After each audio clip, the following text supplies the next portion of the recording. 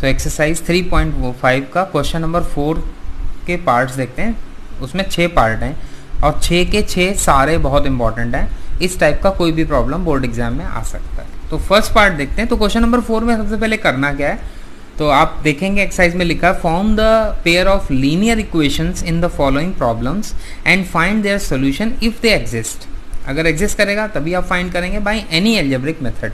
तो सबसे पहले जब भी वर्ड प्रॉब्लम आपको गिवन हो तो उसमें आप कोई भी मेथड अप्लाई कर सकते हैं, whether it is a cross multiplication method, substitution method, elimination method, जो भी आपको सबसे आसान लगता है वो आपको अप्लाई करना होगा। तो चलिए हम प्रॉब्लम को स्टार्ट करते हैं। बहुत ध्यान से सुनिएगा कि लैंग्वेज के हिसाब से हमको मैथमेटिकल इक्वेशन कैसे मिलेंगी, उनको सीखते हैं हम। तो a part of monthly hostel charges, देखिए अब वर्ड प्रॉब्लम में क्या है ना कि जो भी हमें पूरे क्वेश्चन के जितने भी सेंटेंस हैं सबको छोटे छोटे पार्ट में डिवाइड करके उसका मीनिंग निकाल के लिखते रहना है। एक रफ बना लेंगे, फिर उसके बाद उसको मेन इक्वेशन में कन्वर्ट करेंगे। तो a part of monthly hostel charges, अब देखिए मंथली हॉस्टल चार्जेस की बात कर रहा है, इज फिक्स्ड, यानी कि मंथली हॉस्टल चार्जेस फिक्स्ड है, ठीक है। फिर उसके बाद क्योंकि जब आप किसी हॉस्टल में रहते हैं तो रूम का रेंट पे करते हैं और इलेक्ट्रिसिटी पे करते हैं, बट आप जानते हैं कि हॉस्टल चार्ज जो हमारा रेंट होगा रूम का वो तो फिक्स रहेगा। And the remaining depends on the number of days one has taken food in the mess. तो अब ये भी डिपेंड करता है, तो हॉस्टल में आप रहते हैं तो ज़रूरी नहीं कि रोज़ आप खाना खाते ही हो, तो उसका जो चार्ज है फूड का वो आपका वेरी होता रहता है, ठीक है। अब देखिए इसका मतलब ये है कि मंथली हॉस्टल चार्जेस फिक्स्ड है, तो अब मंथली हॉस्टल चार्जेस फिक्स्ड है तो वो एक फिक्स्ड क्वांटिटी है। तो मान लेते हैं एक्स हो सकता है, वाई हो सकता है, तो हमने एक्स ले लिया, ठीक है, क्योंकि पहले मिल गया। Remaining depends on the number of days one has taken food in the mess. Number of days मतलब कितने दिन में कितना बार खाना खाया उसके हिसाब से होगा।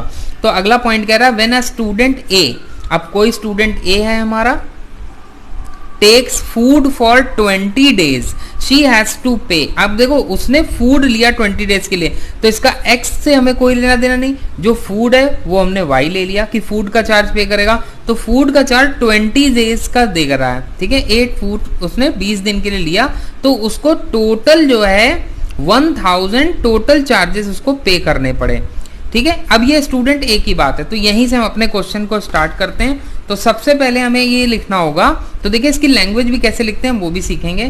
तो लेट, तो सबसे पहले मंथली जो हॉस्टल चार्जेस है फिक्स वाला उसको लिख लेते हैं। तो let X be the fixed charge of the hostel. Fixed charge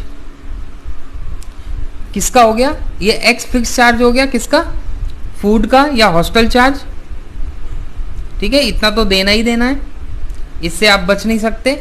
फिर उसके बाद वो कह रहा है कि हमें फिक्स चार्ज और cost of food per day निकालना है। तो क्या हो गया, तो y जो हमारा हमने माना कि y जो है वो क्या है, बी द चार्ज, जो चार्ज लेगा किसका, फूड का, charge for food per day, ठीक है। ये लैंग्वेज हमें कहाँ से मिली, यहीं से ली, तो पर डेज के हिसाब से उसका चार्ज लग रहा है। तो अब देखिए पहली इक्वेशन देखिए हमारी क्या बनेगी, कह रहा है कि जो फिक्स चार्ज है वो आपको देना ही देना है, लेकिन किसी स्टूडेंट एक्स ने, ए ने फूड लिया 20 डेज का और उसने टोटल चार्जेस, देखिए हॉस्टल चार्जेस उसने पे किए 1000, तो हॉस्टल चार्जेस कितने हो गए बेटा, ये हो गया हमारा 1000, ठीक है। और 20 डेज का लिया, तो 20 डेज का लिया तो फूड पर डे लिया, तो 20 डेज का लिया 20 वाई हो गया, क्योंकि एक दिन का फूड चार्ज हमने वाई माना, फूड पर डे चार्ज, और 20 दिन का कितना होगा 20 इंटू वाई, नेचुरल सी बात है, एक दिन का हमारा 10 रुपए है तो 20 दिन का हमारा 20 इंटू 10 हो जाएगा, 200 रुपए हो जाएगा। तो ये हमारी पहली इक्वेशन आ गई। इसके बाद हम दूसरा पॉइंट पढ़ते हैं। देखिए दूसरा पॉइंट क्या है, whereas a student B, कोई स्टूडेंट बी है, उसने 26 डेज का चार्ज दिया और 1180 हॉस्टल चार्जेस उसने पे किए। तो देखिए क्या कह रहा है कि x तो उसको भी देना पड़ेगा, चाहे वो स्टूडेंट बी हो, सी हो, कोई भी स्टूडेंट हो, तो उसको x देना पड़ेगा, और 26 दिन का चार्ज उसको देना पड़ा। एक दिन में अगर y फूड का चार्ज है तो 26 दिन में 26 इंटू वाई हो जाएगा, और वो कितना हो गया 1180। Now it is very easy, तुम्हारे पास दो इक्वेशन आ गई जिसमें x हमारा फिक्स चार्ज है तो फिक्स चार्ज मिल जाएगा, और y हमारा cost of food per day है तो y मिल जाएगा। तो क्या करना होगा, जस्ट हमें सिंप्लीफाई करना होगा, तो बहुत आसानी से सिंप्लीफाई हो जाएगा।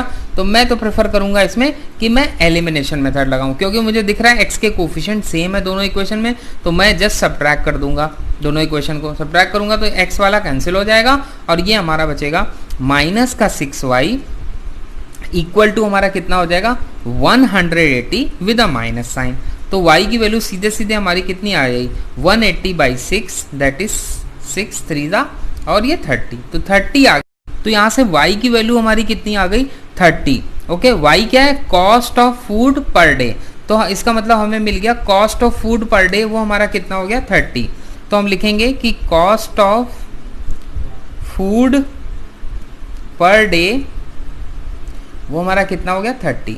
इसी तरह से y की वैल्यू किसी एक इक्वेशन में रख देंगे तो हमारा क्या आ जाएगा फिक्स चार्ज, तो x plus 20y equal to 1000, तो x प्लस 20 इंटू वाई की वैल्यू हमारी कितनी है 30 है इक्वल टू 1000, तो x की वैल्यू कितनी हो जाएगी 1000, ये हमारा कितना हो गया 600, तो x की वैल्यू हमारी आ गई 400।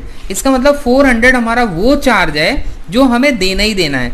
तो हॉस्टल का जो फिक्स चार्ज है, hostels fix charge is what, it is 400, और आपका जो cost of food per day है वो कितना है 30 रुपीज़। तो कॉस्ट ऑफ जो फूड पर डे हमने निकाला वो हमारा आया 30, ये हमारा फाइनल आंसर है।